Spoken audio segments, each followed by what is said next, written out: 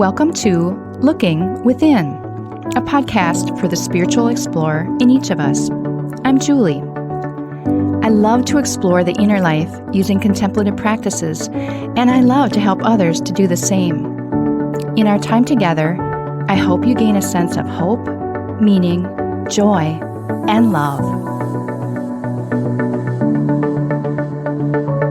As a Christian spiritual explorer, I hope to offer some thoughts to help you see God's presence and activity in ever-expanding ways. As you listen, ponder, and experience the divine, feel free to use the spiritual perspective you are most comfortable with in our practice today. Now, let's begin. Today we complete our journey through a multi-part series centered around transition. The transition curve has served us well, giving us tools that can help us navigate the inner work of transition involved in every change. These tools on the curve included the dotted line at the top, a boundary line between superficially dealing with change versus dropping below to deal with deeper thoughts and emotions, and the naming of endings, beginnings, and the desert experience of uncertainty or liminal space. Our ability to recognize and name these times and spaces in our lives is an important skill as we more consciously navigate both our daily ups and downs, and especially the most difficult and challenging parts of our journey. Handling deeper thoughts, feelings, and emotions in real time is so important. Not stuffing, but rather naming what's inside of us keeps us from having emotions come out sideways towards life or others, and helps us not accumulate and carry forward an ever-growing collection of bitterness, entitlement, and victimhood. This ever-growing and unconscious collection of emotions can be so damaging to our inner selves, our bodies, our relationships, and to our ability to be a loving and healing presence in our world. There's an aspect of liminal space, that time of standing in the threshold between the what was and the what's next, that I'd like to touch on today as we conclude our series on the transition curve. It has to do with acceptance or surrender. Upon exiting an ending, we can enter liminal space in one of several ways. One way usually follows a prolonged and unsuccessful time of mentally trying to figure out why a particular ending occurred, or occurred in the way it did, causing us to go kicking and screaming into years of bitterness, entitlement, or victimhood. Another way is also done via our minds when we again try to see causes and answers to a situation, experience anger and resistance, and then ultimately settle into a sense of resignation that this will now be our lot in life. We'll call this acceptance. A third entry point may come after just as much mind-oriented wrestling with what has happened to us, but arrives instead at a place of embracing a new, uncertain threshold time of liminal space. We'll call this surrender. Like our movements in any part of the transition curve, this part of transition is never a linear proposition. We may jump in and out of any of these ways of entering and being in liminal space, or experience a combination of them. We may have arrived in one for a while, only to move back again.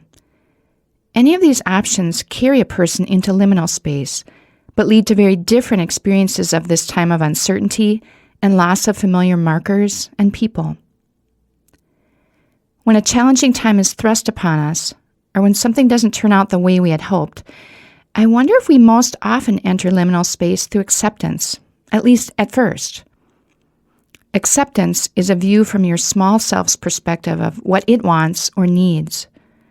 From this viewpoint, nothing good is going to happen in liminal space or at any point moving forward. The mind or the small self sees the situation in a small and limited way, and in a way that is definitely not working out my way. Everything seems horrible. Nothing seems to be working out. And you realize that you can't think your way out of the situation, no matter how hard you try. Perhaps you cry out, wondering where God is in this, and why this is happening to you, before perhaps falling into a perpetual state of resignation, depression, or just being bummed about life.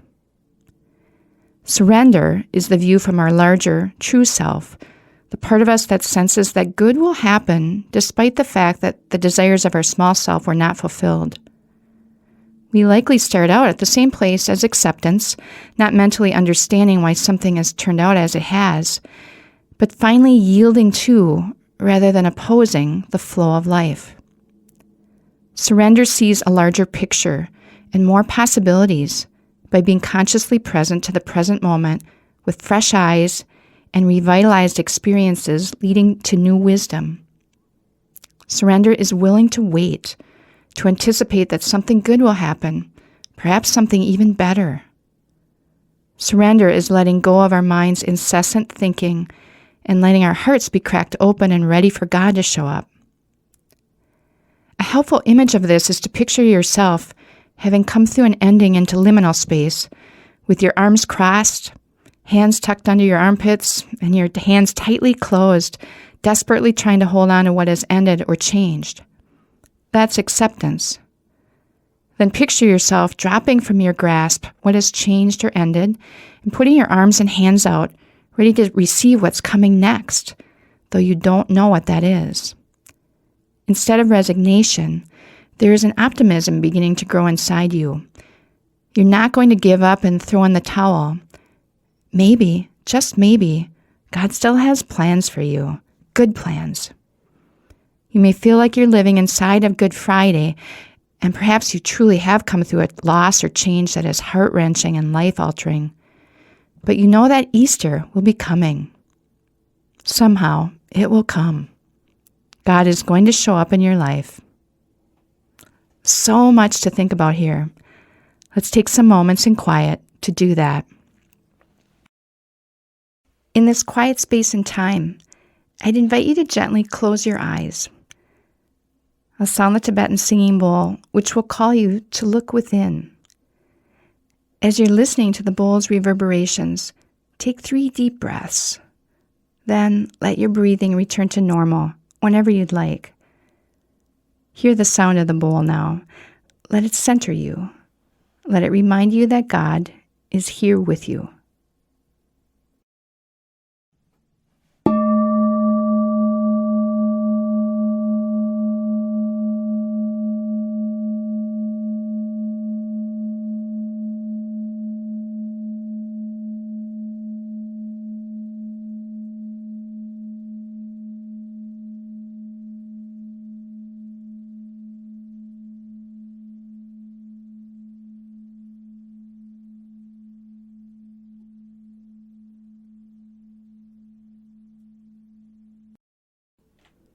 There's a wonderful quote attributed to Alexander Graham Bell that fits our thoughts about surrender.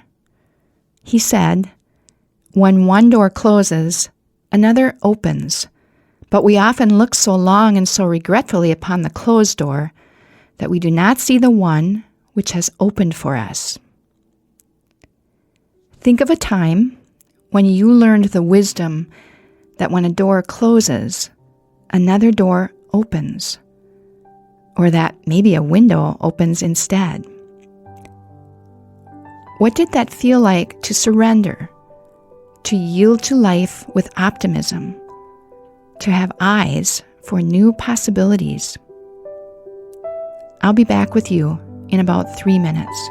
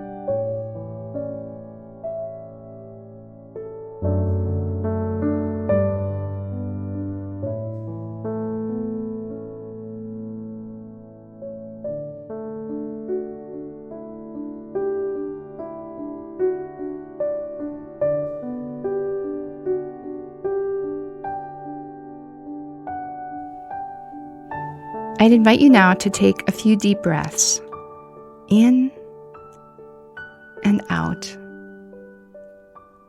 in and out. Let these breaths fill you with strength and energy. Hear me sound the Tibetan singing bowl, and as the sound of the bowl reverberates and slowly dies away, you can gently open your eyes, remaining still for a moment longer.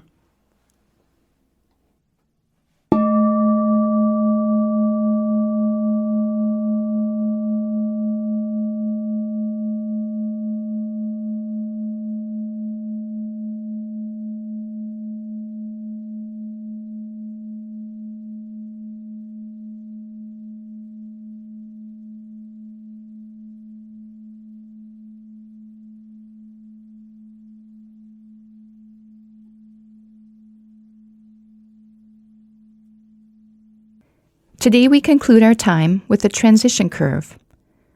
Over these 5 weeks, we've experienced naming our endings, beginnings, and experiences of uncertainty and liminal space.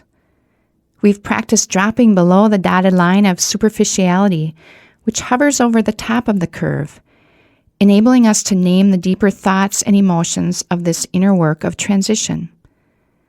And I hope, piece by piece, that our conversations have helped you discover a more complete map of your journey, introducing you to a way of contemplative spirituality that leads you to a wonderful place of knowing God in a deeper way and of seeing things through God's eyes. As we close this series of episodes, may you move forward with fresh eyes to spot each part of the transition curve as they occur in your life. May you discover the wisdom of surrender, yielding to, rather than opposing, the flow of life. And may you walk through life with optimism, a heart cracked open where God can show up, and with open hands ready to receive the peace, joy, and love that God's presence can bring to us each day.